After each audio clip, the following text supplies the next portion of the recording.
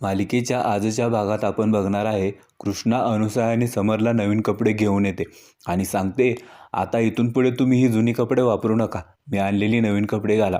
आता इकडे दुष्यंत खाली आलेला असतो. एवढ्यातच जयकांत येऊन दुष्यंतला मिठी मारतो आणि म्हणतो, दुष्यंत भावा, अरे लय वाईट झालं रे तुझ्यासोबत. पण दुष्यंत म्हणतो, जयकांत उगं खोटं प्रेम दाखवू नकोस. आता जयकांत म्हणतो, अरे भावा, मला खरंच वाईट वाटतंय रे तुझं. तू आधी बाळजाबाईचा पोरगा म्हणून गावभर मिरवायचा, पण आता तुझ्यासोबत लय वाईट वेळ आली आहे बघ. दुष्यंतला मुद्दाम कमीपणा देत असतात हे सगळे. आता दलपतराव म्हणतात, दुष्यंतराव तुम्ही शांत होऊन जरा सिस्टमॅटिकली विचार करा की. अहो, दादांचं म्हणजे आढळरावांचं पहिलं लग्न व्यवस्थित आहे, मग त्यांच्या दुसऱ्या बायकोला हक्काचं स्थान कसं मिळणार?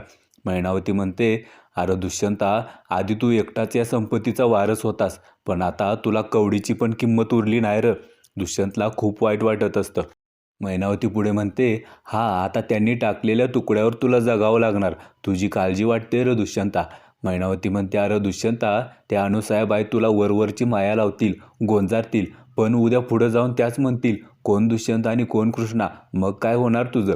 आता दुष्यंतला खूप राग आलेला असतो. दुष्यंत वरती जाणार एवढ्यात तिथं कृष्णा येते. कृष्णाने मैनावतीचं सगळं बोलणं ऐकलेलं असतं.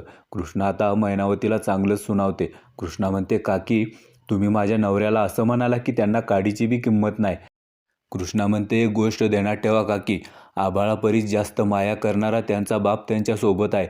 दुष्यंत सरकारांना संपत्तीचा लोभ नाही हो, ते तुमच्यासारखं कायम सत्ता आणि संपत्तीसाठी हापापलेले नाही. कृष्णा मैनावतीला खडसावून सांगते, आता यापुढे माझ्या नवऱ्याला काय बोलला तर त्याचे परिणाम चांगले होणार नाहीत.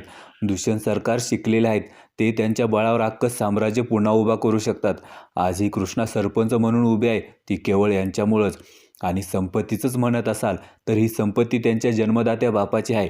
तवा इथल्या प्रत्येक गिटेवर, प्रत्येक कौलावर त्यांचा पण तेवढाच अधिकार आहे जेवढा बाकी सगळ्यांचा आहे.